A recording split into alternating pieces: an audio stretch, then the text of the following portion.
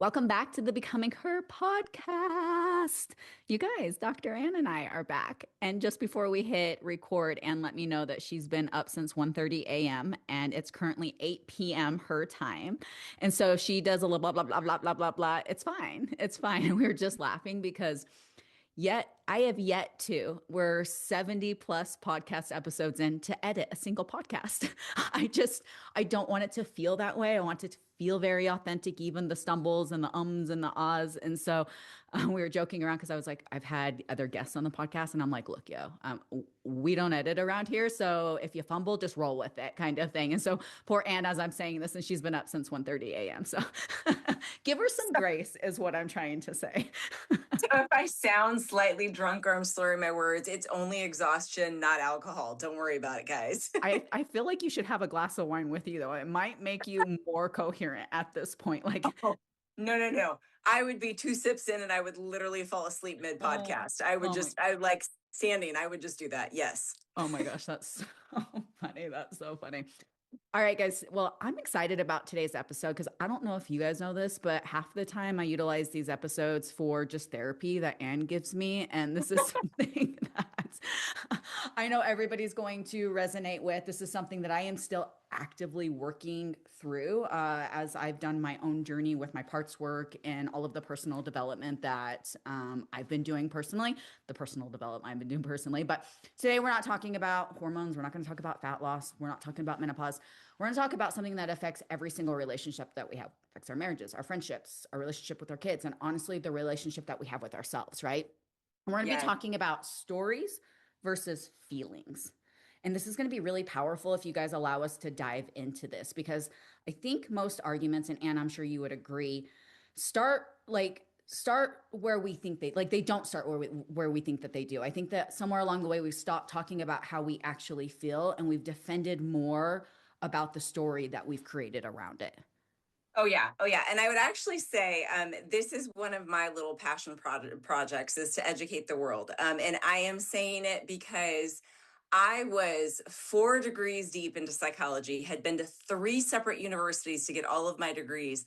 I did not know how to identify my own feelings and the difference between feelings and stories. And it absolutely rocked my world, not just as a human being in my own relationships, but what I do as a professional and how I show up in counseling now. So now it's like, it's my personal mission to share this with people because I'm like, no, seriously, guys, nobody taught me this in school. Nobody taught it to me in my practicums. Like, I just happened to stumble on it because I was fortunate enough to find a therapist that like understood this.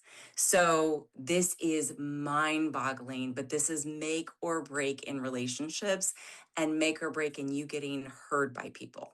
So what Anna's saying is that if you guys find value to this, share because she's trying to educate the world. So share, like tag us, do all of the things. So that's really what so I'm like gonna or I guess decode that for you. So she's just, politely saying, share this episode. Spread it, please, please, please. Yeah. So I really just want to dive in because I Yeah, think let's do it. I I finished my day working all day today, and that is always what I'm looking for. I'm looking for attachment related cues and emotions and the stories that get created. And that is because most conflict isn't a communication failure. It's actually a mix up between two different tools, the feeling and the story that the brain creates. And Mm, and what's interesting about this is that the brain is actually wired for story because it's wired for patterns. It wants something that's predictable. And the interesting fact is that your brain doesn't care if the story is accurate. It just needs something to go off of so mhm. it knows how to respond and how to keep you safe. Yep. And understanding that, then, what that means is that our stories often come from our childhoods. And we continuously relive them in every relationship. And we relive essentially the messages that we're getting. And we don't get really clear on what the difference is.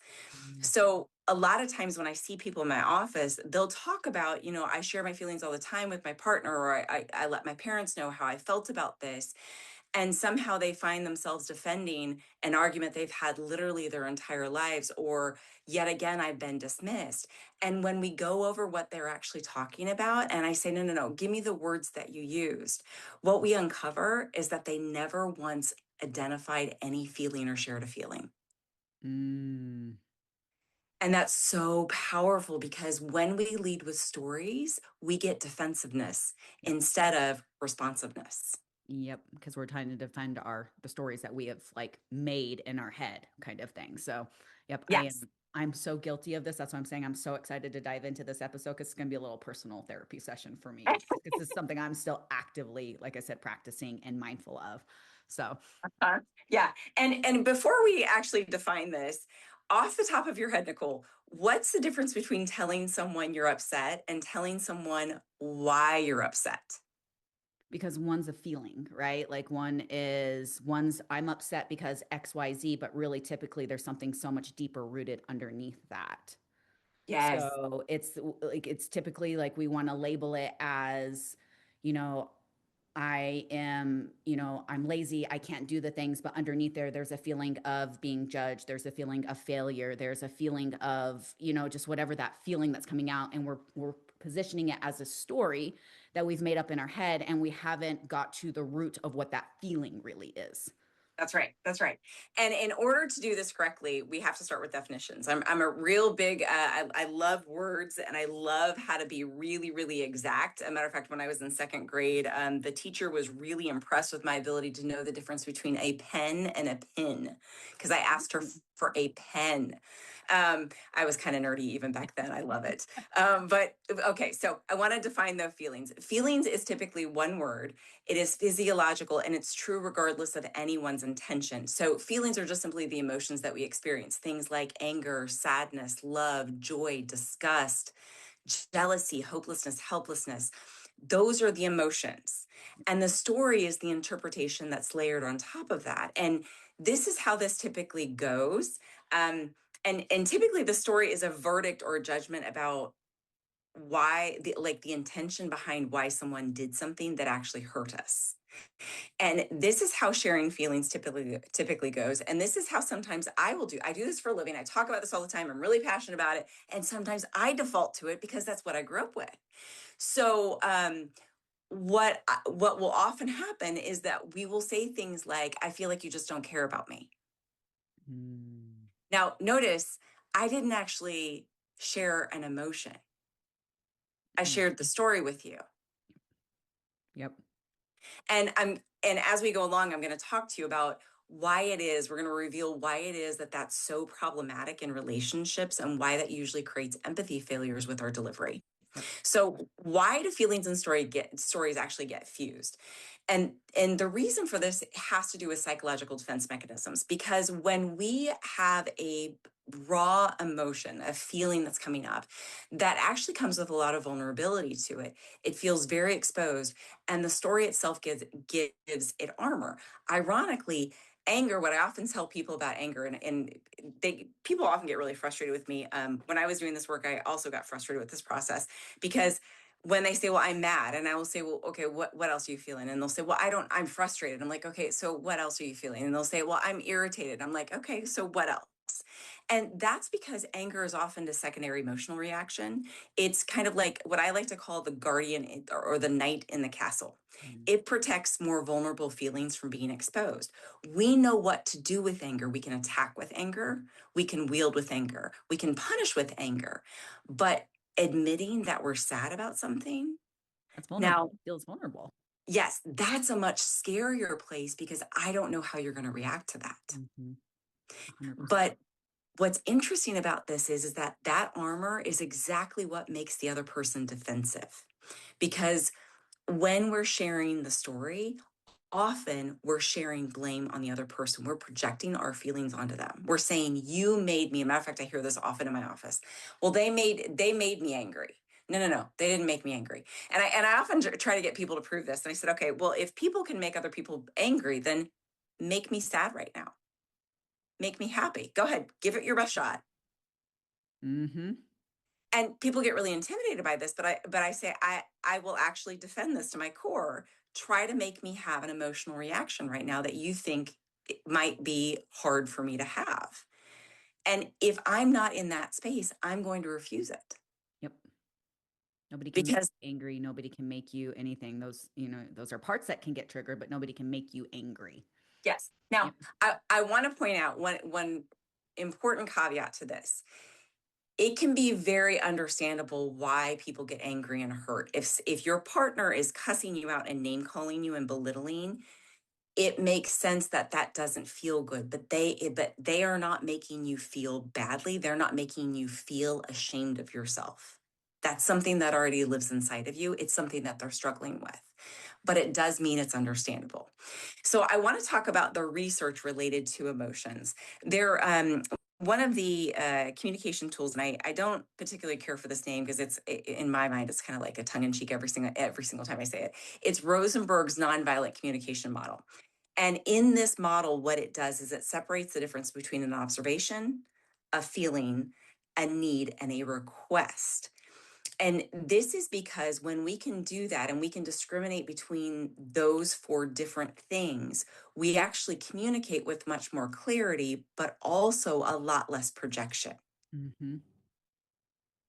Yep. So matter of fact, I just had this conversation with one of my teen sons earlier tonight. Sorry, Kyle, if you're listening to this. Um, but one of the things that I mentioned to him is that, hey, honey, when you tell me that you're going to mow the lawn and then you don't mow the lawn and then you don't mow it after you say that you've done it again, I start getting anxious. And then I start getting angry about it and bitter because I want to be able to count on you to do what it is that you say that you're going to do. Um, and I understand that you don't mean to be doing those things. I get that you're probably just getting sidetracked and enjoying your summer. And we need to have a heart to heart about what this is going to look like so that I don't have to intervene with consequences now. How did he react to that? No, he sucked up real fast and he's like, oh, yep, no, got it. I'm going to go get my shoes. I got it. And I said, well, but moving forward, we're going to have to problem solve this because I don't like that feeling. I don't like feeling anxious, even though I know that I know that you want to. And I know that every single time I ask you to help, you're always pitching in. And I don't like the feeling I have when you say that you're going to do something and then you forget. So we're going to have to problem solve how to move forward. I love the way that you handled that. And what's really cool about this is that when we struggle to talk about our feelings with responsibility, in our brains, it becomes a source of conflict because the only way that we know how to do it is by telling someone what they're doing. So Mm-hmm. old me would have been like, why aren't you getting the lawn done?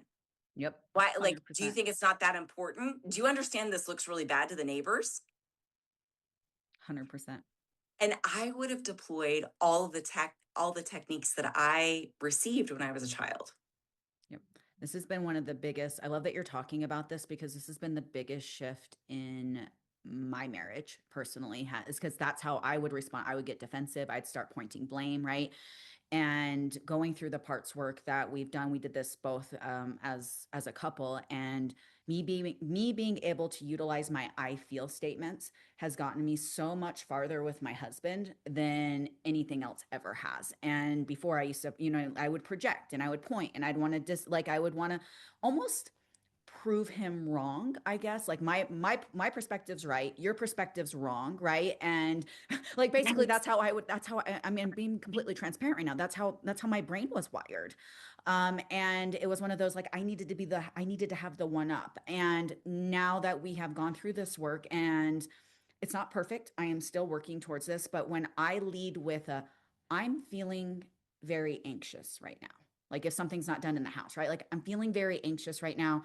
The dog hair's all over the place. I could really use some support with vacuuming to get some of this hair up.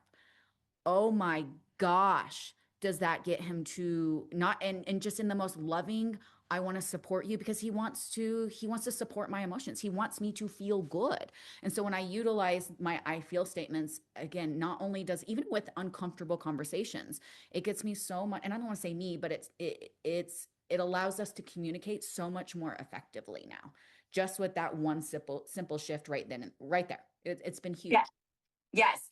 And I love how you combined now. And in that instance, you didn't even have to share a story because all you did is you shared the feeling and then made a direct request. Yes, exactly. Right. And you have a loving partner that's like, oh my gosh, I want to help you. Of course I'll 100%. take care of this. Like, oh yeah, you're anxious about it. I'm going to be here for you. Yep. Um, Because so And many times that's I expected him to read my mind. Like he should have known that I'm anxious because I'm showing the signs, right? And I do like not communicating is communicating, slamming the doors and slamming things down and, like not, and what's wrong? Nothing. You should just, and I wanted him to read my mind as if, that's what he should be able to do.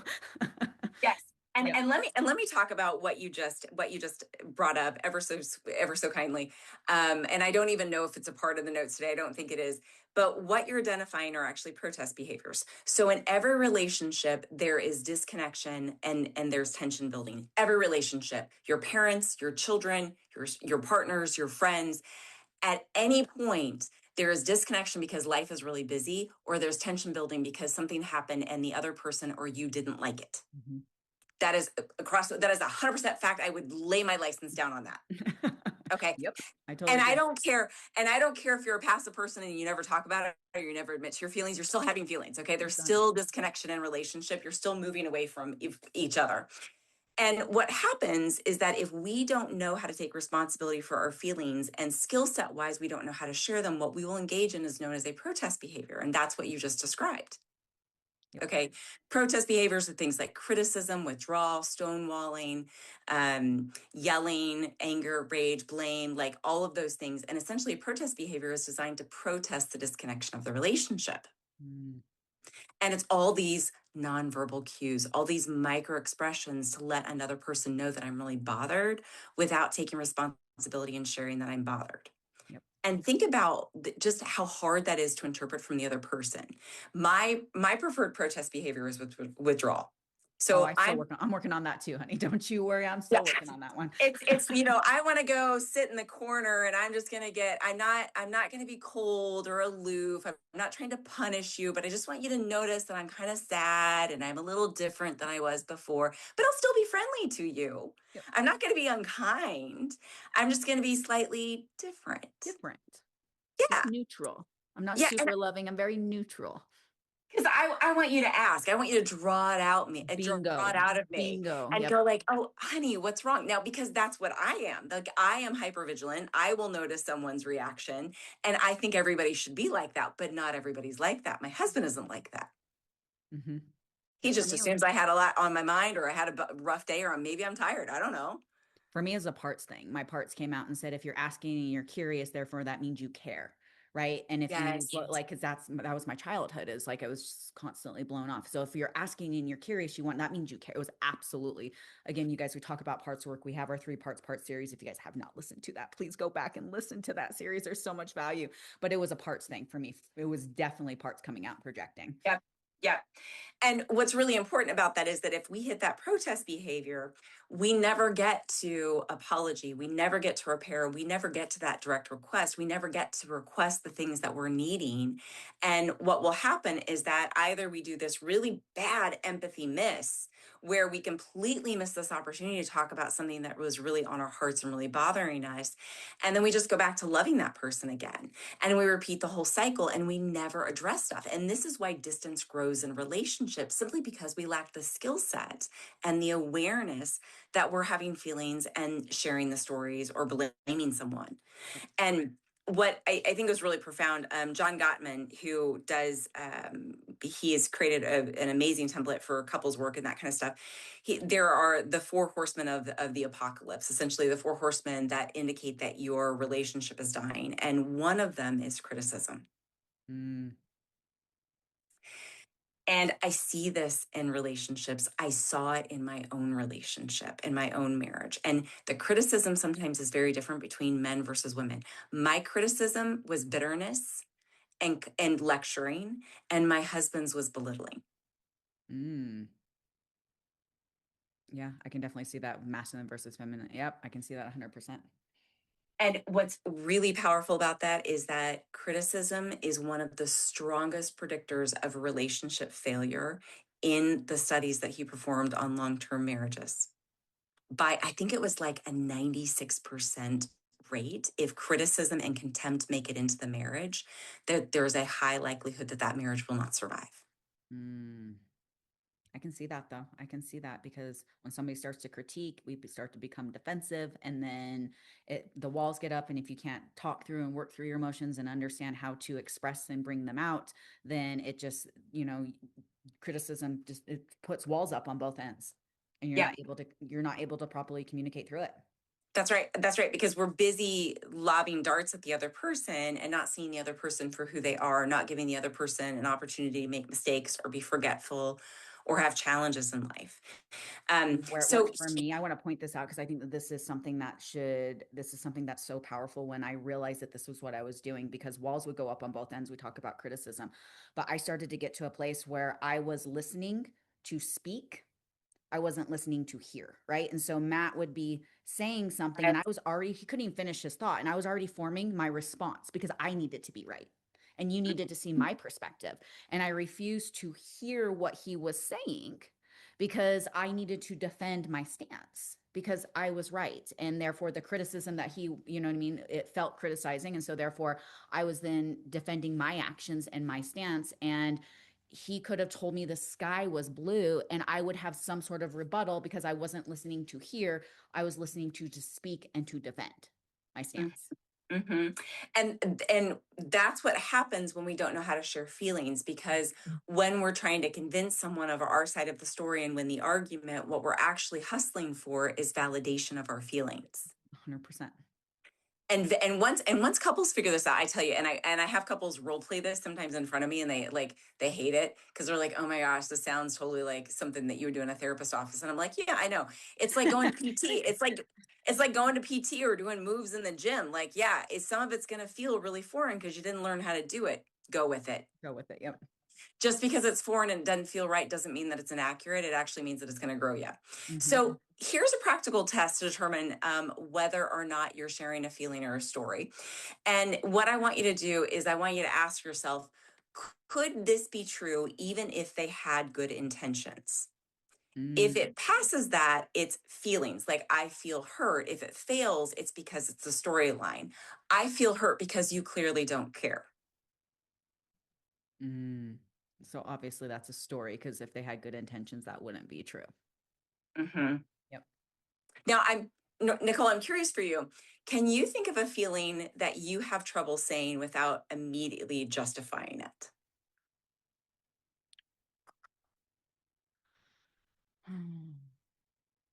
Shame,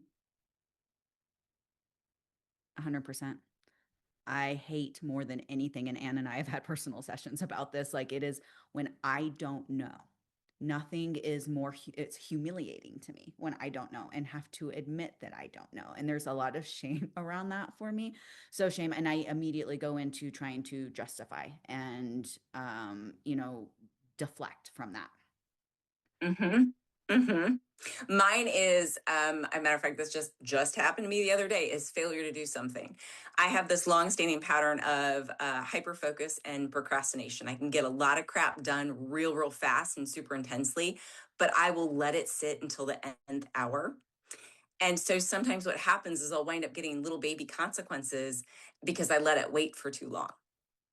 Yep. I missed the deadline. I forgot to email someone. Someone's upset because I totally like blew it off or didn't notice it, or like it was on my head for like 3 weeks. I swear it was. And I'll go into, well, I was thinking about it and I swear I looked at it and I just didn't respond, and I get really defensive around it because in all due honesty, it's just me accepting responsibility. You're right. I procrastinated on it. It's really hard for me to do this, and I'm not sure why it's hard. Mm. Yeah, that makes sense.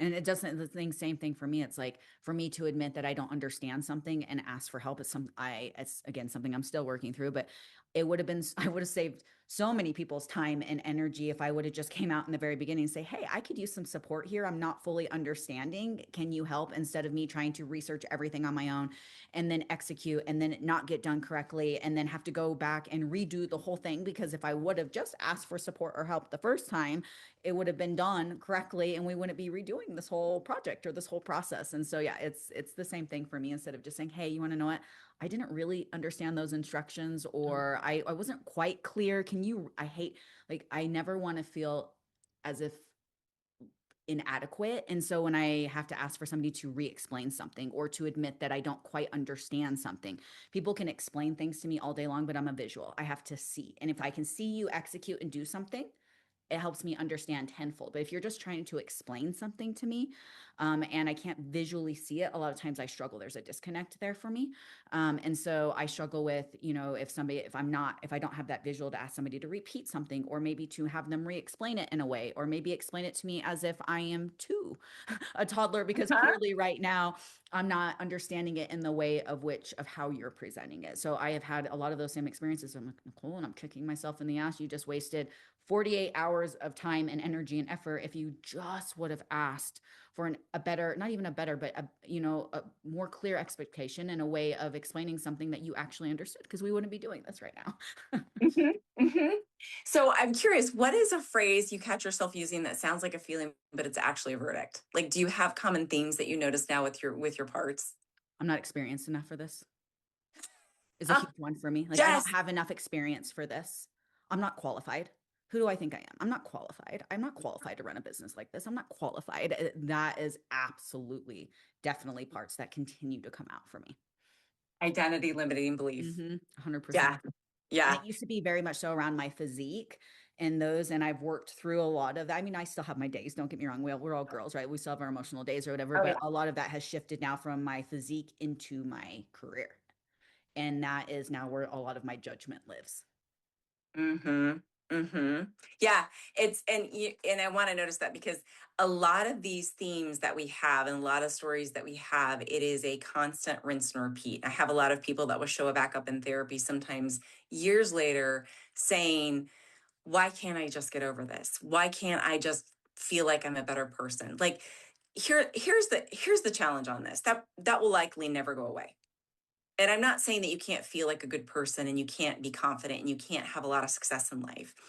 But there are themes that are ingrained in us and things that come out for a reason.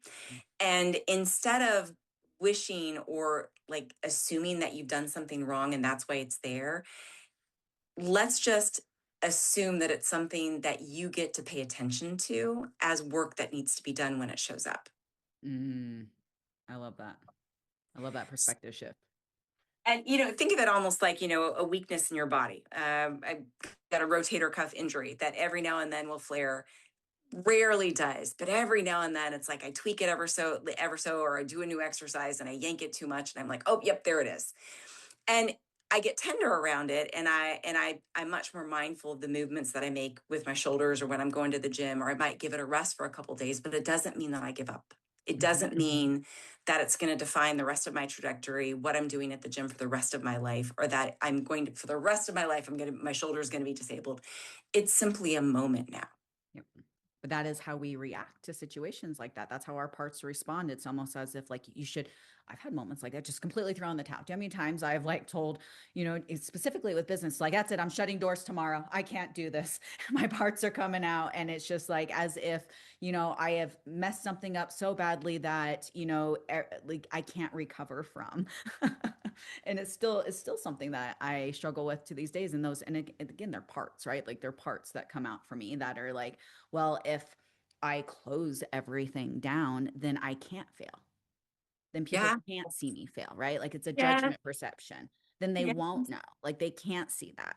So, and that just comes with, being on social media. That comes with, a lot of, the challenges that come from being online and all of that I'm still working through. But it absolutely is something that I have to be mindful of, because my parts can come out, they flare, and I get dramatic AF. And Uh-huh. it seems to be the silliest things too that just completely send me in a tailspin, and not even the things that you think would, right? That are maybe, financially driven or driven by, maybe employees or so. It's just the silliest things that tend to like just completely throw me for a loop and into a tailspin. Mm-hmm. Mm-hmm. And those are just those themes, and they're solid. And Mhm. what's really powerful about it is that once you realize those are themes, I call them tells in therapy land.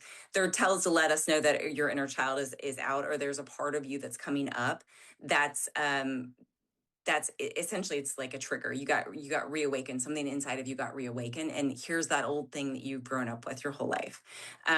One of my tells was never being good enough. I would work really, really hard in relationships. I would work really, really hard at work. And no matter what I did, it was never good enough. It's because I hadn't learned how to acknowledge myself. I hadn't learned how to be proud of the little accomplishments, the things that were hard for me to do. I always thought it was about achieving something, and always, always, always failed in comparison to someone else. Yep. I feel that in my soul. And I still do it today, where I'm like, oh, well, there's other therapists that have created these huge mega practices. What am I doing with my life? How come I'm not? And I'm like, hang on, Anne, like, you got a different, like, you raised a lot of kids. You were real busy for a while. Yep. Like, and it's okay. Your path isn't the same path. All you have to do is be better than yourself. But what's really phenomenal about it is that the more often we attend to it, the less often it comes up. Mm. So the And less that's often, the less often you actually entertain it. Is that what you're saying? that's right. That's right. Okay. Because if we're really working to address it, really working, what is it that I feel proud of? What are the things that I would have done differently? What are the struggles that I have? What are the things I'm up against? Not what other people are dealing with. Not, oh, well, this person had this and this horrible diagnosis and they still did this. That's not helpful. No. That isn't about my life, right? That doesn't grow me as a human being. That doesn't grow them. That doesn't help anybody. And we've had other podcasts where we've addressed this, but it is so we are hardwired to look at faults, right? Like we're hardwired to only focus in on everything that's gone wrong, and it feels extremely foreign for us to own everything that we have done and how far we have come, and what we have accomplished, right? And I work with a lot of our clients, and this is something they all roll their eyes with me, and like they might like just okay, Nicole, here you go again, but it's very much so. It's like thank you, Nicole. I fully receive that. Like, really, truly receiving a compliment, really, truly owning something because we as I want to say humans, men can do this. I feel like females maybe are a bit more guilty of this, but we have a hard time taking ownership of things that we should be proud of. It feels really uncomfortable to say, hell yeah, thank you. Like, yeah, you're absolutely right. I crushed that. Like, it feels really uncomfortable when somebody pays you a compliment. Like, how many times has somebody said, oh my God, you look great. And you're like, oh, well, thank you. But I still have 20 pounds to lose. Right. Like, and you're always like, it's like you're automatically deflecting instead of thank you. I've been busting my ass. Thank you for seeing that. I truly appreciate that. I truly own that. That feels weird. Yes. It feels so And foreign. and what's really interesting is that that's also an area of pride for us as human beings. Like, we have learned to be self diminishing, and we confuse it with humility. But Mm. ironically, it's actually a form of pride. It's like, oh, well, I should be better than that. Yeah, exactly. Exactly. And so this leads like nicely to the next thing. Here we are, that sleep thing where Mhm. my mouth and my tongue doesn't work. There we go, guys. There, you just There. heard it. Okay. Now that actually leads me nicely to the next thing that I wanted to talk about, which is self-responsibility for sharing feelings. And what responsibility means here is not judging yourself for having feelings. This is something that's really, really powerful, and something that I see often in the work that I do with the patients that I see. People come in and they will say, I am so stupid that this bugs me. Why is this bugging me? Why Mhm. am I so upset about this? Why can't I just simply get over this?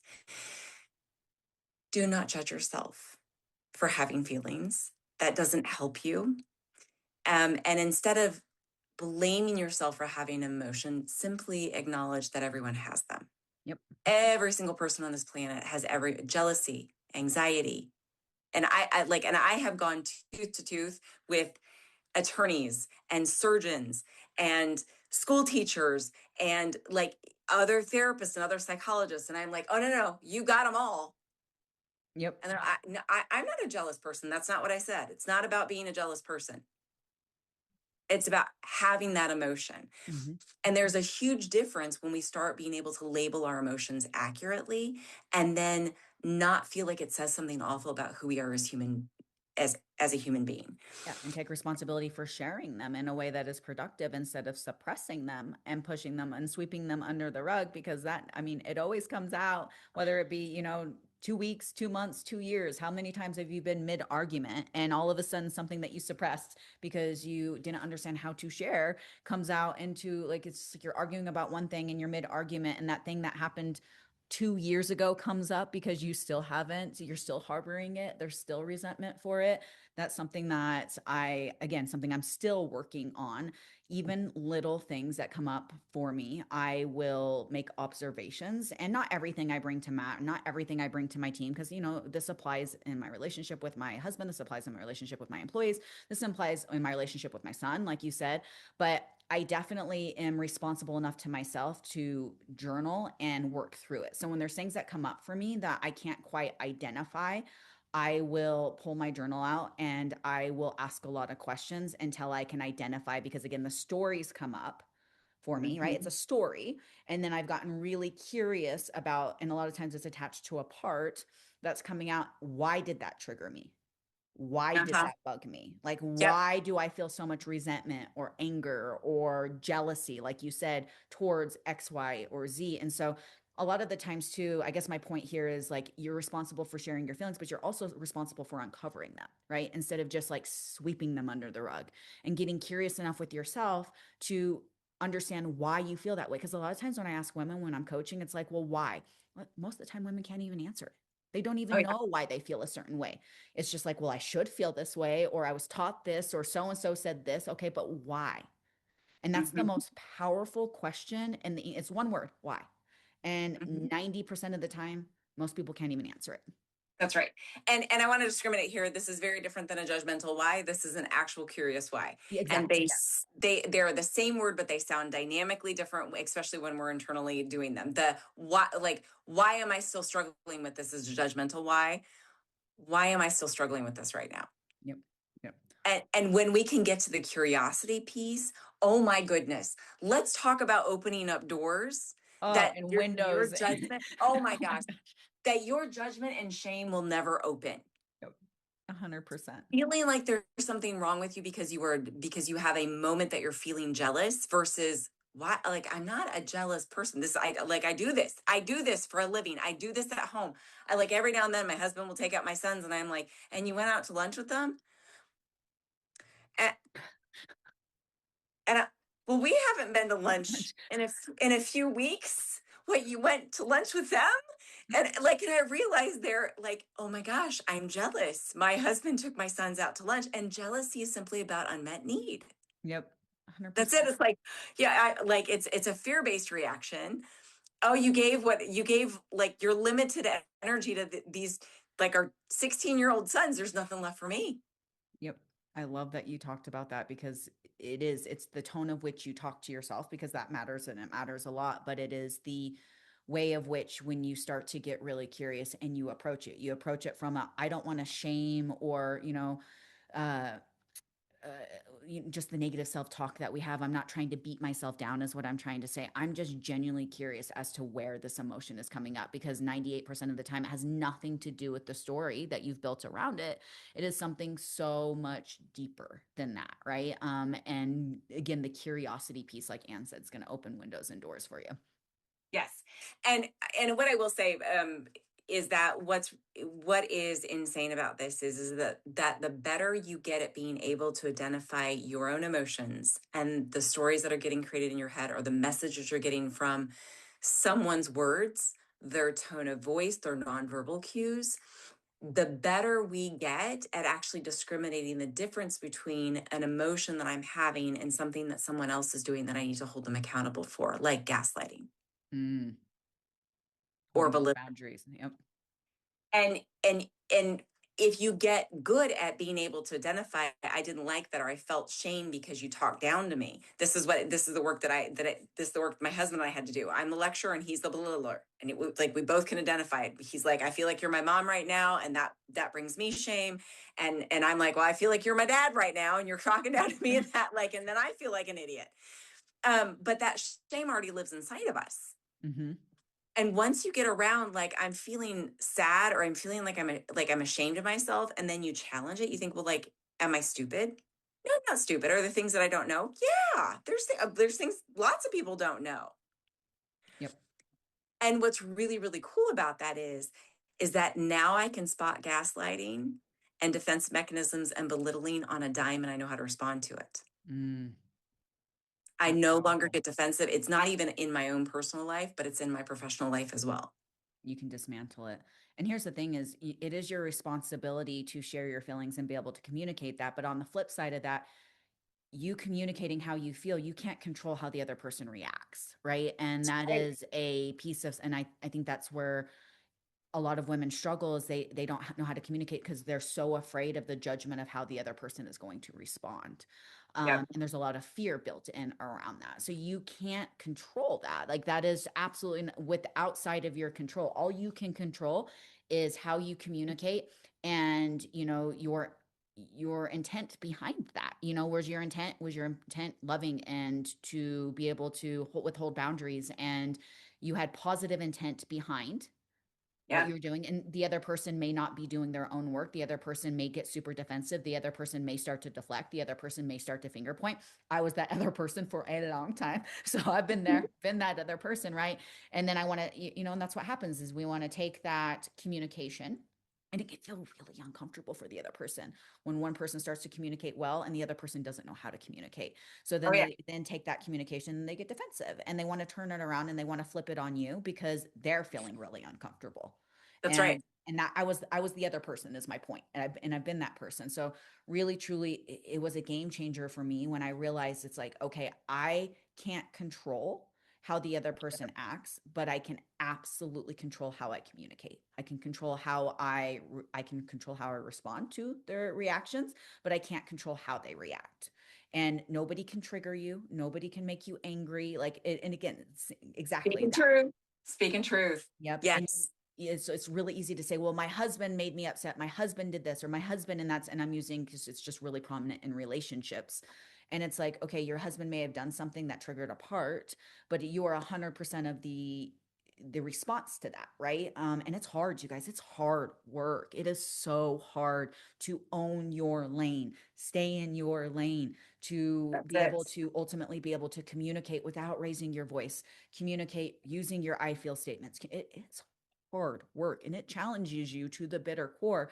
But I've never had a situation where I have held my ground, stayed in my lane, utilized my I feel statements that hasn't worked more so, I guess, in my favor, right? To whether it be trying to communicate a need, whether it be, and something for me that I still struggle with is admitting that I need help, admitting that I'm overwhelmed with the housework, admitting that I could use support with this, admitting that because I should be able to execute and do all things.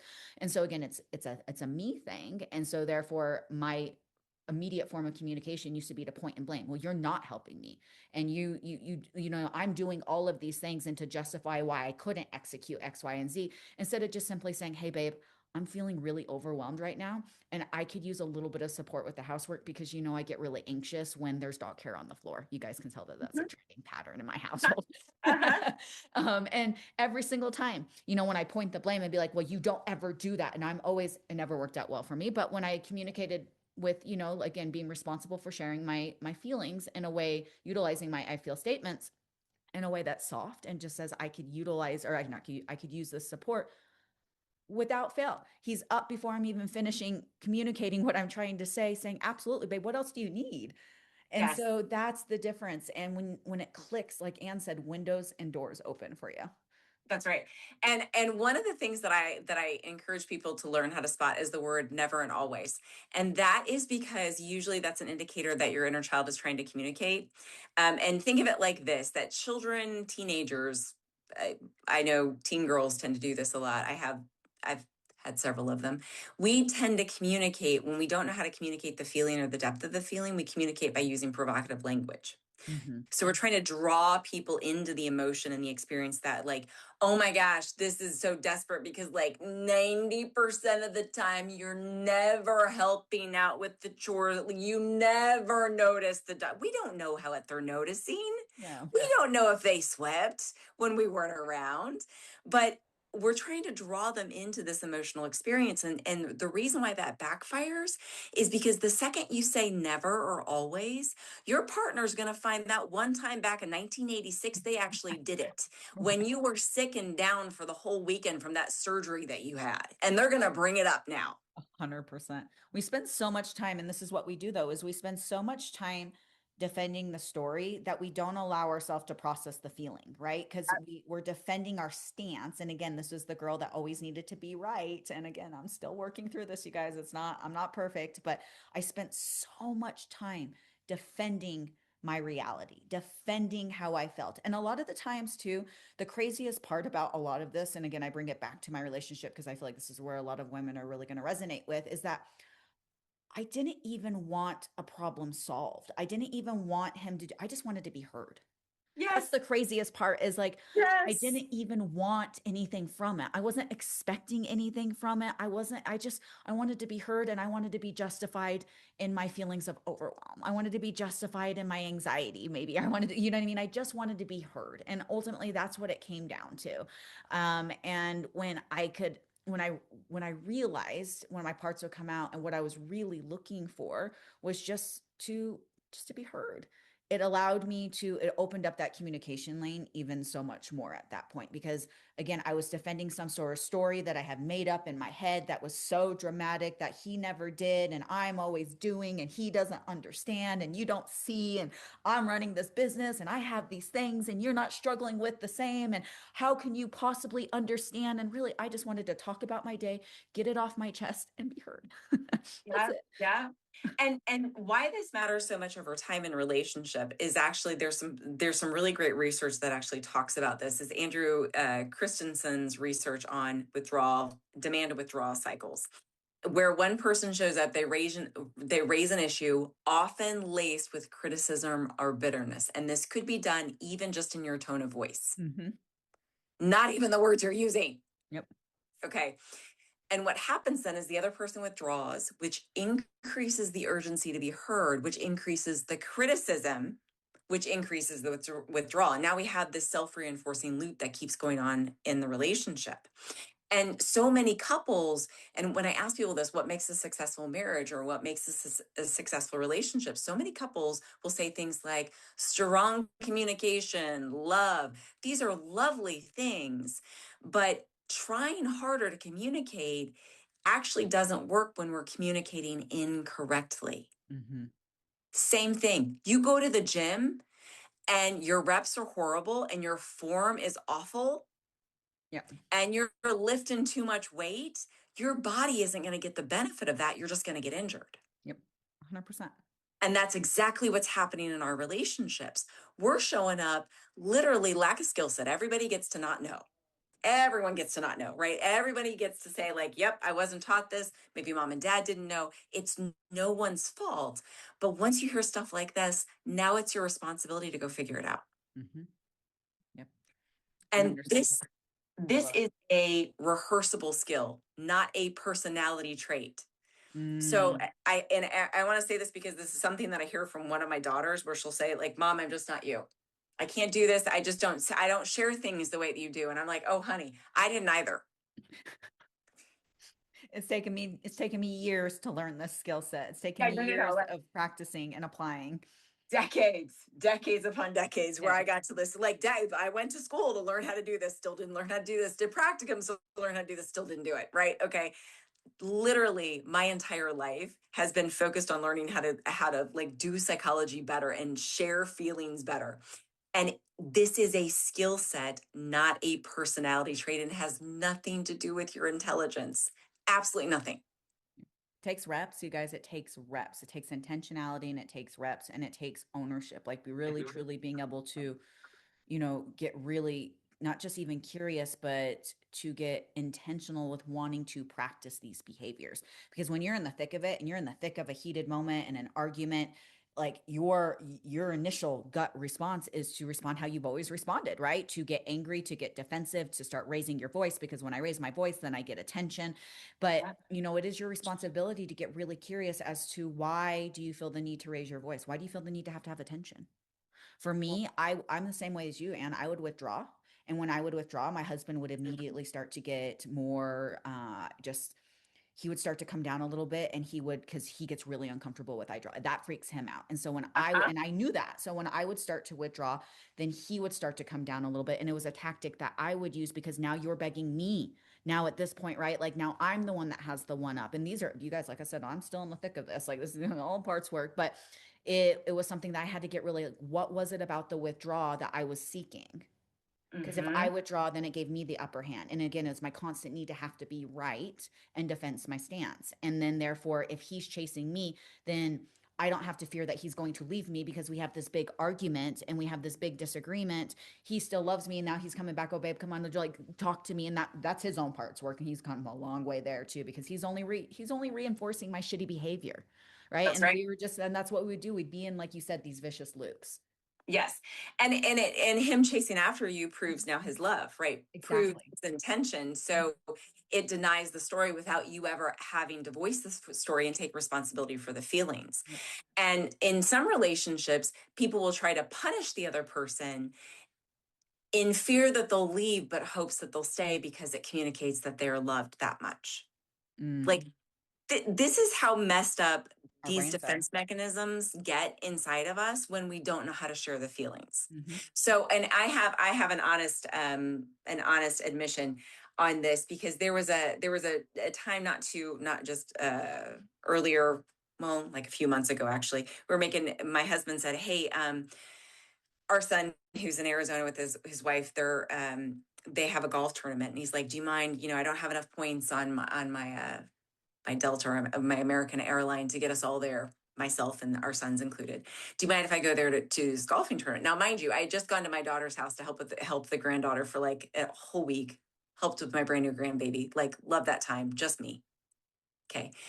And instantly I felt it. All right. Okay. Felt jealousy, felt hurt, felt like all the feelings. And out of my mouth, and I do this for a living, guys. I cannot understand. Like, I was really tired. Out of my mouth, I said, that's fine. They probably don't want to see me anyway. And I just Mm. dropped it like a bomb, right? Okay. And my husband, bless his heart, who's done his work as well, did such a good job. And he said, what are you talking about? They love you. They'd love to see you. I don't understand what's happening right now. And he said, and then, to his credit, he said, honey, when you say things like this, it makes me not want to go. And I sucked up really fast, and I'm like, I didn't take responsibility for my feelings. And I said, you know what? I am so sorry. I would never want you to not be around your kids. Let me see how many miles I have. Let me see what it is that I can do to see about getting there as well, because I would also really like to see them. Mm. Hits way differently, doesn't it? But yes, I mean, it's that immediate, and sometimes you like we talk about the intentionality, just it comes out of you, and then you immediately feel it, and you're like, oh. But for a long time before I did my parts work, I would have the but then I would just defend that, even though I knew that it was not, I don't even want to say wrong. I knew that it was not appropriate, right? Like it was almost mean. It was down, like a lot of times I would belittle. And but yet I could never be wrong. And so I would defend my stance till the cows come home. Instead of just like you said, taking ownership. I'm so sorry. That wasn't okay. I'm so sorry. The way that I blurted out was not how I intended it, right? Like Yeah. I said one thing and I meant another. And being able to communicate and just own that piece of it goes so far. So far. Mhm. Now, do you think that this is based upon what it is that you've done? Do you think this is teachable? Do you think this is incredibly teachable, or do you think that some people just are emotionally gifted that just know how to do this?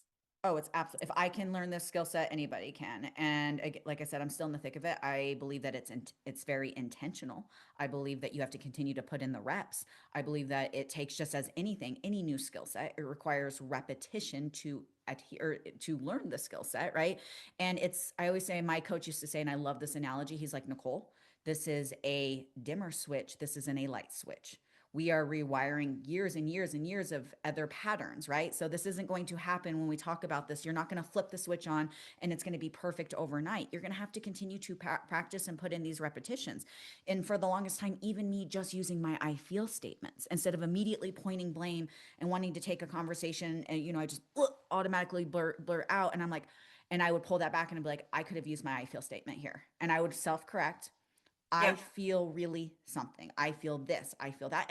And you guys, even using this, not even in just like arguments or disagreements or times when tensions are high, using this when things are really great, right? And using the, hey, babe, like this makes me feel so supported right now. Thank you. Oh, This yes, makes me yes, the like really acknowledgement being the piece. acknowledgement. And, on the flip side of that, I struggled with that too. I don't know why that even felt vulnerable to me, but it did. Mhm, And mhm. really just being able to communicate in that way, again, like Anne said, windows and doors have opened for me. But specifically, I think this has been a bigger shift. Well, it's been a really big shift in the disagreements and the arguments, but on the flip side of just acknowledging all of the work that he and just randomly, I see all of the hard work that you put in. I want you to know how much I appreciate it.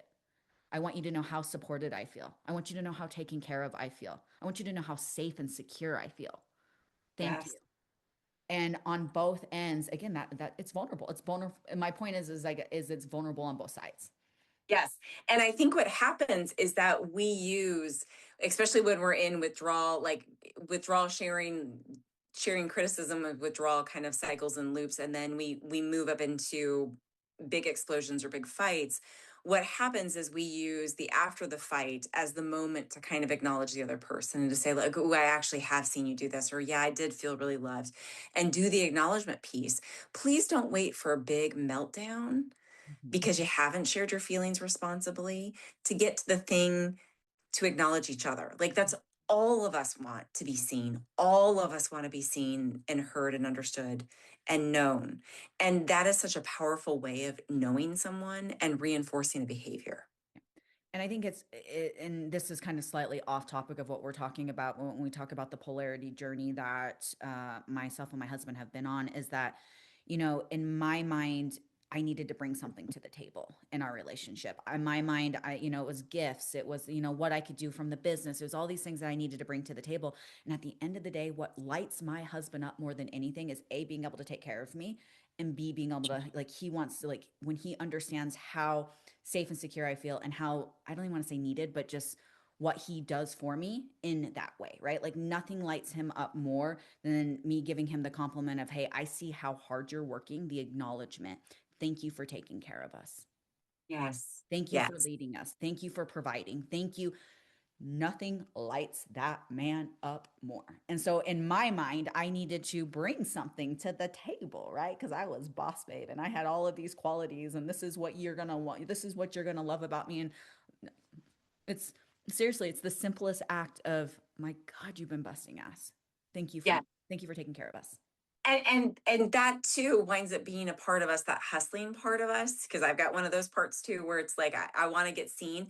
And what's interesting about you sharing that is that when I grew up, that's how I thought people would know me, because I was a competitive swimmer and I like broke records, and so people knew of me, and I traded that for real relationships.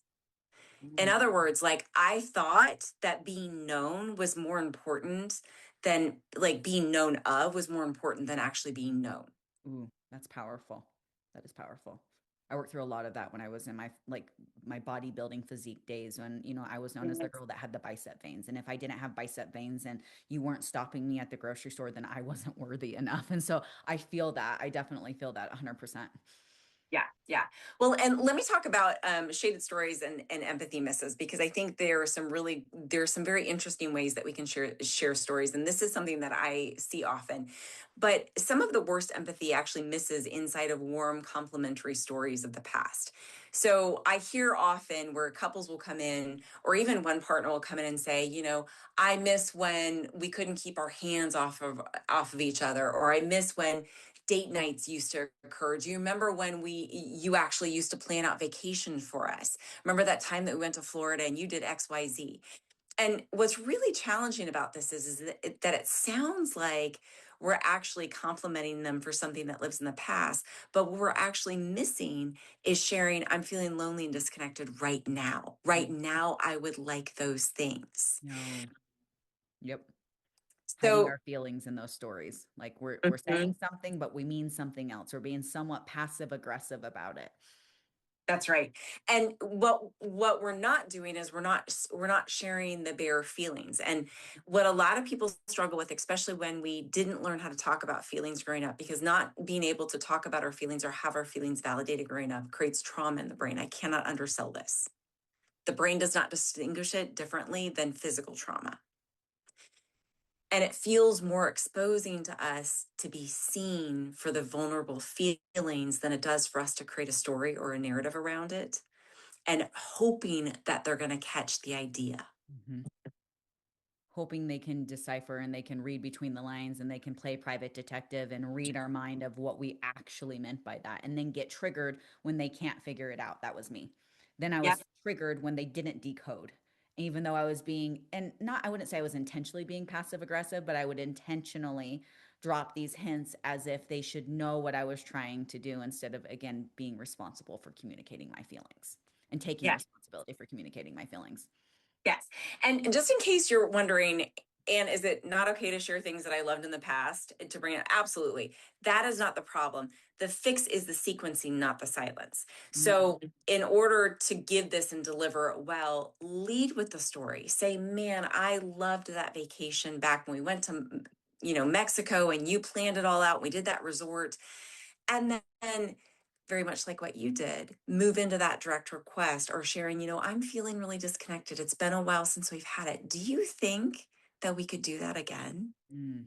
Watch him move mountains. Watch a man move mountains for that. Do you think we could have a weekend getaway with just us? Yep. 100%. That's powerful. And what happens is now you're actually using your partner as a team member instead of the person that's to blame for you feeling lonely and disconnected. Yep. And what's really powerful about this is that loneliness is about exclusion. It is not about being alone. And Mm. a lot of people experience loneliness and they don't know what to do about it, but it's about not being able to share my feelings. It's about not being able to share what my needs are and what my desires are. Mm. Yep. 100%. Because again, that feels vulnerable. It comes back to that vulnerability piece when we share our needs and our desires and our wants, because whether that be judgment, whether that be maybe they won't follow through, whatever it is, there's vulnerability to that. That's right. That's right. So, and I want to give this as a kind of the takeaway, the second takeaway on this podcast is that I want to invite you to share the feeling before you tell the story. And the reason why that is that feelings tend to orient us as human beings. Not anger though. Anger usually will cause another person to bristle up and get ready to defend themselves. I'm really frustrated that we haven't done this. I'm kind of annoyed that we haven't gone on a trip. Don't lead like that. Mm-hmm. Yeah. I'm feeling really sad or I've missed you and I'd love to have this experience and then share that story. Mm-hmm. And and be cautious because if you're leading with the antidote, even a flattering one, what I want you to do first is be curious about the emotion that underlies it and get really clear about sharing that emotion. And I know it feels really weird. And you're like, oh my gosh, this sounds like this woo woo therapy junk. And no one talks like that. You're right. Lots of people don't talk like this. And that's why lots of people come in and see people like me. Yep, 100%. Because it will. It's going to feel really uncomfortable for a period of time. It is going to feel really foreign.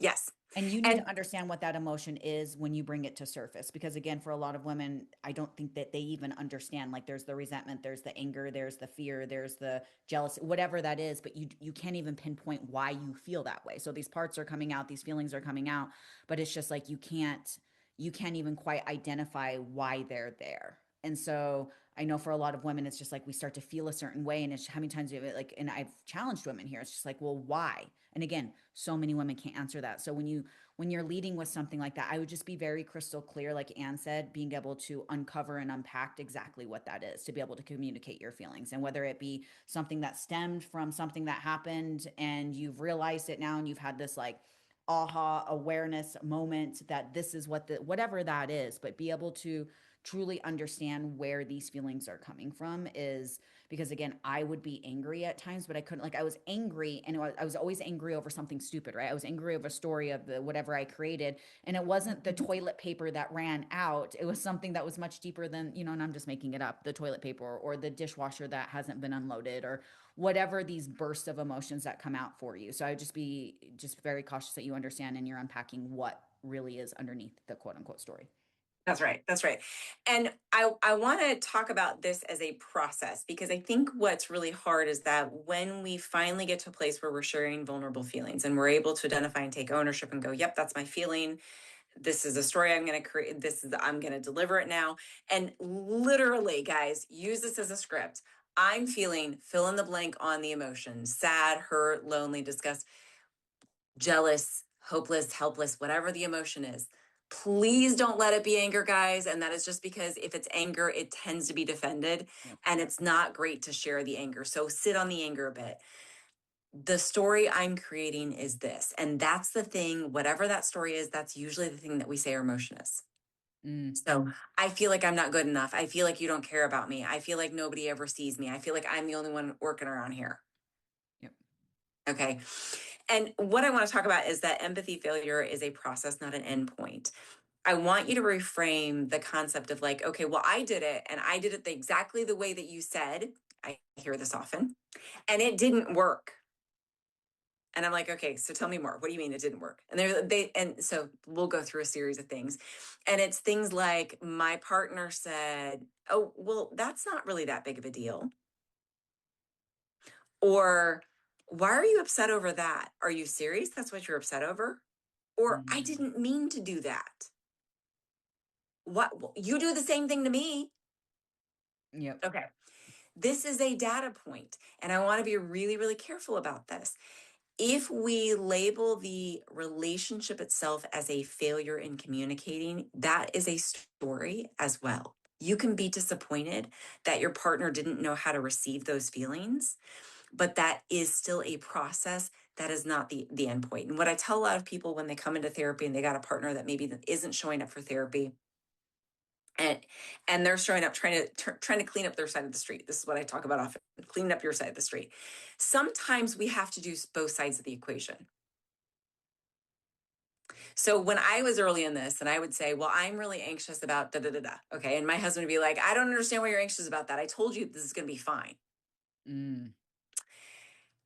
And when I was really regulated and when I could do this, and it was really powerful when I could do this, I would look at him and I go, well, that's not helpful. I was really just hoping to hear that you understand why I'm anxious. I really just wanted to vent. I didn't Yep. need you to tell me that I was wrong. 100%. You just want to be heard.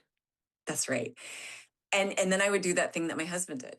You know, when you do that, when you tell me I don't have a right to feel that way, it makes it hard for me to share. Mm. Now you've given your partner data.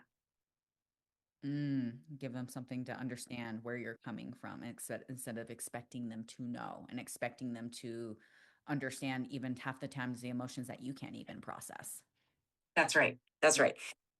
And according to Gottman's research on repair attempts, any move, however small or clumsy, that de escalates the conflict or takes any ownership, that is actually more predictive of long term stability in the relationship. Because what couples want to see more than anything else is we want to see effort, not perfection. Yes, Mhm. perfection would be lovely, right? It'd be lovely if we got like, oh, you said you're going to do it, you did it. But we really just want to see somebody showing up. Yep. And effort's just so, I mean, on my end, it's just so, there's something so sexy about effort, right? Like when you know that they're making that attempt. And again, it doesn't have to be perfect. It doesn't have to be flawless. It's just it's the intentionality behind it that goes a long way. Now, I want to cover something, and I want to close with this because I think this is, you mentioned it earlier, and I want to circle back to this because I think that this is a really powerful concept to consider when we're doing any of this work. The goal is never the response, it is always only how you're showing up. And the reason for that is, and I do this all the time in therapy, where someone will show up and say, like, it didn't work. This absolutely failed. And I said, hang on just a second. Okay, how do you feel about what you did? What do you like? And they're like, well, I didn't like anything because it didn't work. And I'm like, no, no, no, hang on. Did you use the I feel statement? And they're like, yeah, okay, I did that. And did you stay calm? Yeah, I did that. Okay. But it still didn't work. And I'm like, okay, well, did you name call? No, I didn't do that. Okay, well, did you pout? No, I didn't do that. Wow, you did a lot of really cool stuff. Yep. All of it. And they're like, but it still didn't work. I'm like, well, actually, it did. You cleaned up your side of the street. Yep. And did it not work because you didn't get the response that you wanted? That's right. That's the perception, right? Like it didn't work because their response isn't what I was expecting their response to be. Again, That's right. I can nail that because I struggle with that too, you guys. I'm just calling myself out on all of these things. I'm like, yep, yep, yep, yep, ding, check, check, check. Yes. And we have to decouple the delivery from the outcome because if the goal is to make them respond correctly, your peace becomes conditional on someone else's behavior, which is not in your control. Yep, 100%. 100%. And it's And I so would say hard that, to learn to you guys. It's so hard to adopt. It's so hard to, like Anne said, really acknowledge it's like I did all of these things. I quote unquote cleaned up my side of the street.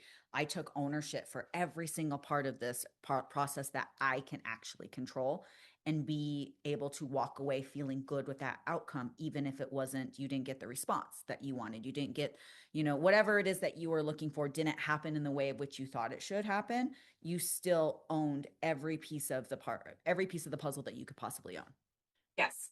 And this is a long-term process, not a short-term process. I think the same thing exists when it comes to managing our bodies.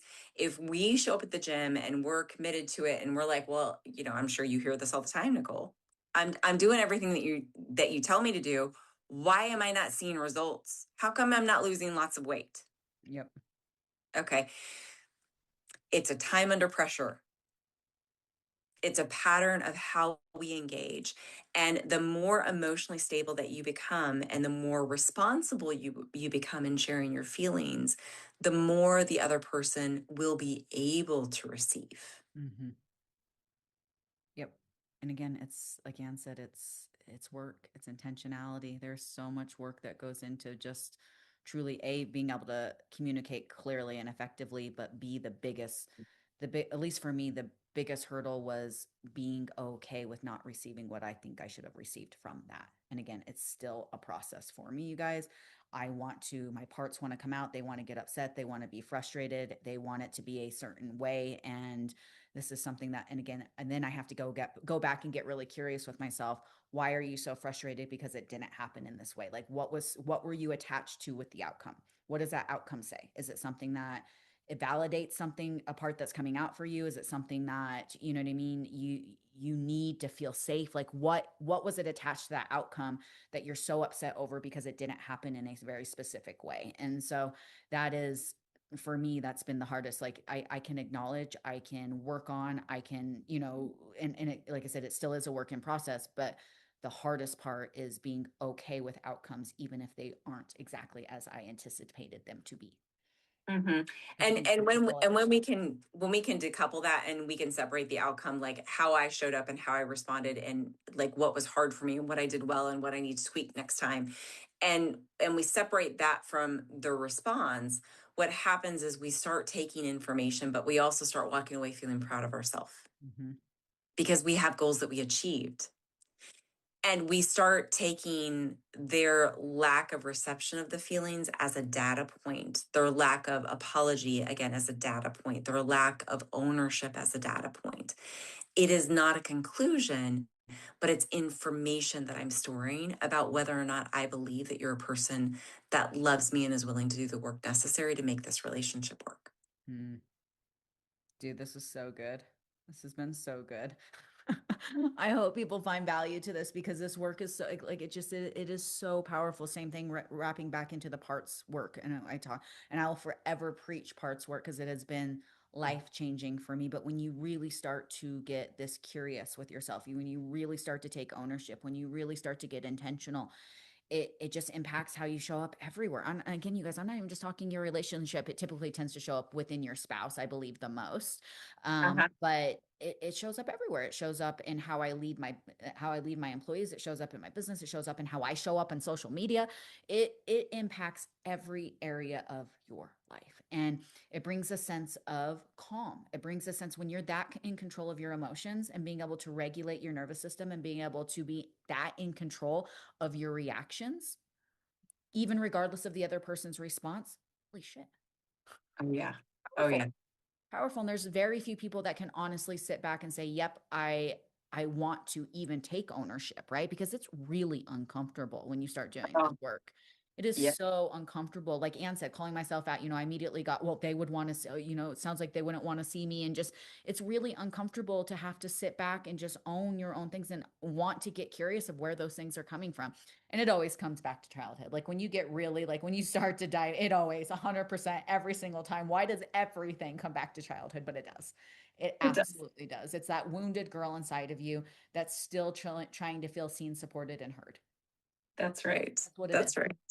That's what it is. And it's just, I would encourage every single one of you to even just get curious. Cause for the longest time, I thought this work was so woo. I was like so anti woo. I really was.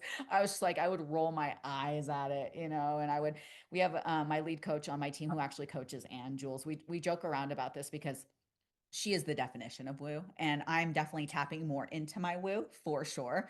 And we start talking about, she's like, I love to be able to have these conversations because we talk about operating from a higher place, in a different vibration place, and a higher state of energy and nervous system regulation. And I've done sessions with Anne of just really even being able to understand. I didn't even know. I remember the first time we had our first, and I'm like, what do you mean nervous system regulation? Like, it's just how I deal with stress. What do you mean that's impacting? Like, what? No, no, that's for those like wishy-washy wooey people. Like, no, I'm a get shit done kind of girl. You don't understand. And so I even for those realize. people, I just would encourage you to get curious, Yeah. because that Yeah. curiosity leads you down to so many paths. And when you start to just want to explore, it opens up the doors. And there's just a lot of power with being able to control your emotions and be able to, like Anne said, it's taken her decades. And I'm still in thick of it, and I'm not perfect by any means, but being able to show up differently in every aspect of my life, with being able to control, again, and the biggest part of this is I can only control my side of the lane. I can control how I respond, I can control how I react. I cannot control anybody else's response. And I can control my response to their response, and then really getting curious, because most of the time it's going to trigger that's going to trigger parts of you as well, right? When you don't get the response that you think you should get.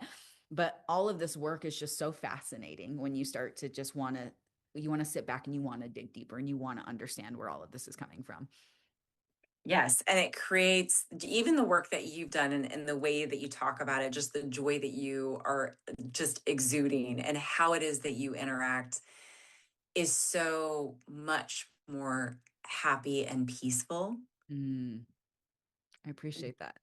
because you have done, and I can say the same for myself, but like it creates this really beautiful ripple effect in the world around you. Like we think that we're only one person, Mm, but you interact with so many other people on this planet, and it could be just a cashier at Walmart, but understanding the difference between I'm having a feeling and you did something to me, and knowing where that comes from is so freeing. mm-hmm. It is. It is freeing, such a good word for it. You just nailed it. Freeing is such a good word for it. Because for the longest time, I would just walk up. I was a walking like stress ball, dude. I stressed over everything, everybody else's emotions, everybody else's feelings, everybody else's perception, and I would hyperfixate over all of the things that I could not control. And then, of course, with that hyperfixation came the worst possible scenario with all of these things, right? And my nerve, like, I don't even want to call it nervous system at that point. I don't know what it was, but it was completely shot, and I just walked around so tense all of the time. No wonder my jaw, and like I would chip my teeth, and I just, no wonder, because I could not regulate my own emotions. And that's what Yeah. a lot of this comes down to, is being able to regulate your emotions and being Yeah. able to communicate them clearly. And when you start to learn how to do those things, and again, I'm still a walking, breathing, living, I am still practicing this every single day, and I am by no means perfect. But even my husband and I were having this conversation. We're just talking about how much different we communicate now, and even being able to acknowledge in disagreements that we now communicate via parts. We now communicate like, this is a part that's coming out. I know that this is right. And just how that changes the whole entire, it's no longer an attack. It's no longer a pointing fingers and a blame game. It is this is what my part is saying. Yep. That's it. That's it. Yes. And now, being able to communicate effectively through my I feel, and being able to, again, get to the deeper rooted, like we talked about the emotions, what's living underneath that, not the stories that we're telling ourselves, but getting down to that deeper rooted. And I'm gonna shut up because I could talk about this until the cows come home, you guys. And it is like 9:30 where Anne's home or where Anne's at right now. Girlfriend's been up since 1:30. We need to wrap this up, but I just would really encourage every single one of you guys to start to get curious. Yeah, yeah. It's really, really powerful when you find when you figure out how to do this work, and so liberating. It really is. I'm so excited to share this in our group community too, because I think this is going to be really powerful for those that we coach, just really being able to understand and continue to evolve this. I mean, we do this in coaching, but just be able to hear what we're talking about and be like, yep, I understand how applying this makes such a massive difference. So if you guys do find value to this episode, like I said, share it, share it. And that's what Anne was trying to say at the beginning of the episode. Share, comment, tag us. We would love to hear the feedback. Anything else, Anne, before we wrap up? Oh, I think we did a great job. We absolutely did. Well, we are going to see you guys in the next episode. Ciao. If this is helpful, give me a like, follow me, or subscribe for more.